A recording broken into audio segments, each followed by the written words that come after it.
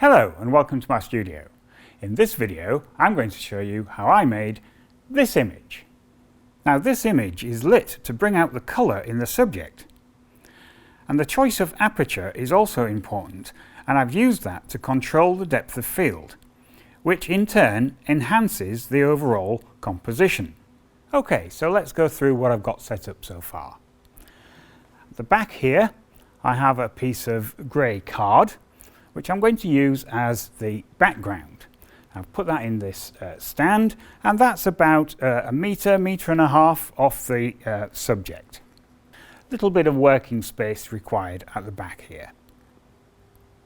Then the subject itself is these three peppers, and I've put the one at the back here on this stand just to elevate it a little, just to add a little bit of height to the composition.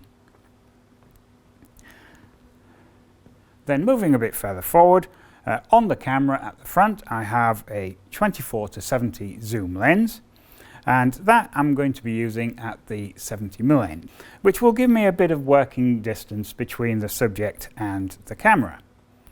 On the top of the camera I have this flash sync trigger, and this is also capable of controlling the energy in the studio flashes. The camera itself is tethered into Capture One software. So, as usual, the first thing is to just make sure that we're not getting any contamination from the house lights at the apertures that we're going to be using to do the shoot with. So in order to do that, what I've done is I've set the shutter speed on the camera to 1/250th of a second, and I've set an aperture of 2.8. This will probably be the maximum aperture that we're going to use today for this video. This is all at 100 ISO. So with these settings, I'll just grab an image and see what we get. And you can see there that we're actually getting quite a large amount of contamination at those settings. So if I do end up using aperture of 2.8, then I'm going to need to turn the house lights out. So in the meantime, what I'm going to do is just set this to a more reasonable f8, shall we say. So at f8 I'll just repeat the test, and yes, you can see from that there is no image to speak of there, so this is a safe aperture to use at this shutter speed with the ambient lights as they are. Okay, so with that out of the way, the next thing to do is to set up a light. Here we are, so I'm just going to pop this in here somewhere. This is a Profoto D2, and this is 1000 joules, although I don't think I'll be using it at anything like full energy. On the front of that I have this 1 foot by 4 foot softbox, and I'm going to use that in this orientation. And the reason that I'm going to do that is so that I end up with a light which will wrap around the subject. This should give me good control over the shadows and give some form to the subject itself. Okay. So we'll just pop this in here, set this up fairly roughly. What I'm doing to start with is I'm just putting this straight on to the subject. Okay, so with that in place, I'll turn the flash trigger on, and at an arbitrary energy we'll just take a test image. Okay, so with that captured, you can see from the image here that it's generally a little dark, I think.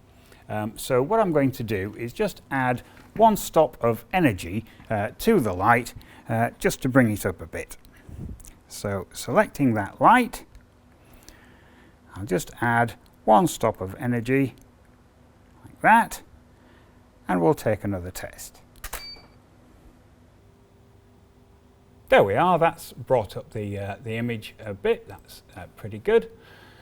So what I'm going to do is just zoom in, and we'll just have a little look around. and just check the focus point. That all seems to be fairly crisp, which is pretty good. But what I think I'd like to do is just separate out this pepper at the front from the others, and I think the way to do that would be to decrease the depth of field. So in order to do that, I'm just going to alter the aperture here from f8, and I'm going to take that down to about f4. So the change from f8 to f4 is 2 stops. So I'm going to take 2 stops of energy out of the light to compensate for the change in aperture. So just select that light again and just take 2 stops off it. OK, and we'll fire that again. There we are, and the first thing to notice is that the general illumination is exactly the same. If we go backwards and forwards between the two, there is very little difference in illumination. But there is some difference if you look at the pepper in the background here. There is a bit of difference in the sharpness of this pepper in the background. I just go to the one we've just done. There you go. So you can see the foreground has stayed sharp. The background has gone a bit more out of focus, which is what I wanted. OK, but I don't think that is enough yet. So I'm going to take that down again from f4 to 2.8. OK, so once again, the change in aperture from f4 to 2.8 is 1 stop. Therefore, I'm going to take 1 stop of energy out of the light to compensate for that. So with that done, we'll grab another image. There we are, that's really starting to work now. So if I just zoom in a little bit on this, you can see that the pepper at the front here is nice and sharp. The one in the background has really gone out of focus. If I compare that to what we previously did, you can see the difference. And if I compare it to the one that we started with, there is a huge difference. So this is all working quite well. OK, so the next thing that I'm going to do is just add a glow to the background. And the way that I'm going to do that is just to add a light down here at the back. So here we are. This is another Profoto flash head, just a small one. I'm just going to place that so that it's pointing up at the card at the back here. OK, so that is set with just an arbitrary energy level. So we'll grab an image and see what that looks like. OK, so there's a few things to see in this particular image. First of all, the background here is far, far too bright. I think that probably needs to go down by about 3 stops. And secondly, I mentioned the contamination. If you look on the surface of this pepper here, you can see the highlights which are caused by the room lights. There's some on here as well. So first of all, I'll address the exposure of the background. So I'm going to take that down by about 3 stops. So I'll select that light and we'll just take 3 stops off it. There we go. And we'll just fire that again. Yes, now that's working much better. That's more of the sort of glow I want. But as it is, it doesn't appear to be quite concentrated enough for me. So to make it a little more concentrated, I'm just going to add this reflector to the light. Like that. So with that in place, we'll take another test image. There, that's much better. That's much more like the sort of graduation that I was looking for. If we compare that to the previous one, that's without the reflector and that's with the reflector. So that has made quite a nice change. So everything's going in the right direction. So the next thing I want to do is just change this background from a plain grey to a blue. And the way to do that is with a gel. So I've got a blue gel here. So I'm just going to place that on the flash lamp like this. So now that will give us a blue background glow. There, very good. It's amazing what difference that makes. It's really brought the whole picture together. But we still have these highlights which we don't want, which are a consequence of having the room lights on. So the next thing to do is to turn the lights out. And with the lights out, I'll just grab another image. There we are, and you can see from that that it's cleaned it up quite nicely. This is what we had before, so you've got this overall glow and you've got various highlights in places where you don't particularly want them. And then with the lights out, we've got a really nice graduation on the background. We've got some nice shadows going on here, and all of the unwanted highlights have disappeared.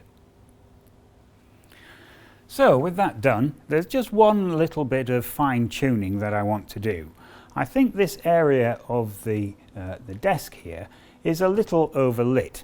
It's quite close to the light, so it's going to get quite a lot of light on it. So I'm just going to introduce a flag down here just to flag off this area, just to make it a bit darker.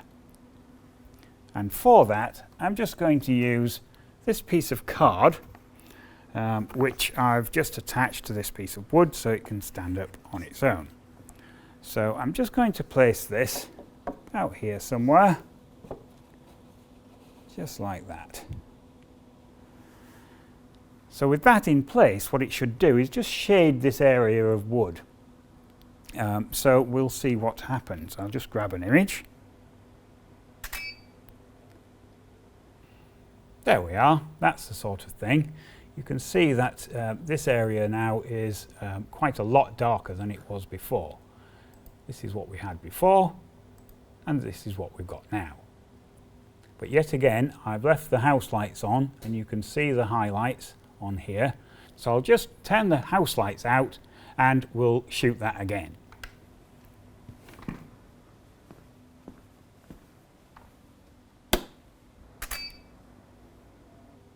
There we are, that's much better. So it's got rid of all those spurious highlights from the house lights. Okay, so with that image now captured, it's just time to go into Photoshop and do the final bit of tidying up. Okay, so here we are in Photoshop. And the first thing I'm going to do is just make a copy of the background layer here. So I'll right click the mouse and just go down to duplicate layer, say yes, we'll have one of those. Now this way I can work on this copy and leave the original file untouched. So the first thing to do would be to just have a look around the image and just make sure that everything is as it should be. It all looks pretty good to me. There are a few blemishes on the surface of this pepper. So just to move around the image, what I'm doing is just holding down the space bar on the keyboard, which then allows me to pan and move around the image with the mouse.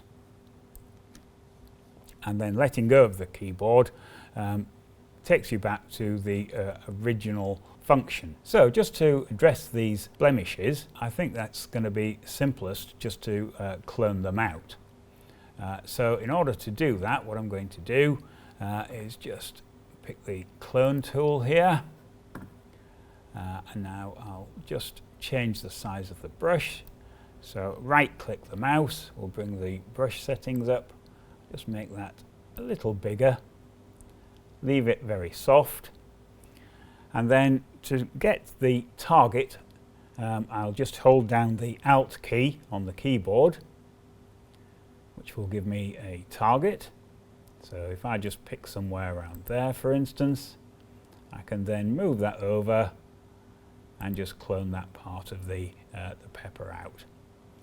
So again, just holding down the Alt key to bring up the target. I'll just grab that bit there, I think. And then just move that over and clone that out. There we go. Once again, like that. There. Very good. And there's also one down here, so I'll just do that one as well. There, and there's one or two spots down here.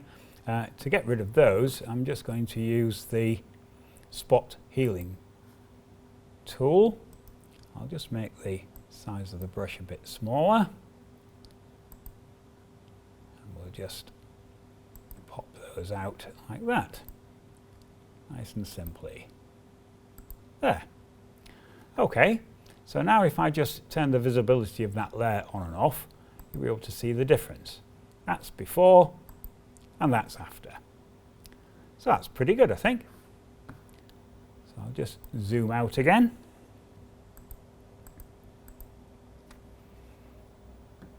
There. And basically there's very little to do to this image. I think I'll just apply a crop and we'll call that it. So I'm going to pick a ratio of 16:9 because that fits the video precisely, but you can pick whatever suits the subject. So I'll just move this around a little, something like that. I'm not doing a great deal to this at all really, and just click on OK. And there we have it. I think that's turned out very well. We've saturated the colour and it's really made them pop, especially the yellow pepper in the foreground. And by throwing the red and green peppers out of focus, it really does add to the composition, I think. So overall, very nice, colourful image. Okay, well, I hope you enjoyed seeing how I did that. And if you like watching these sort of things, do click on the other images as they appear, and don't forget to subscribe. Thank you very much for watching.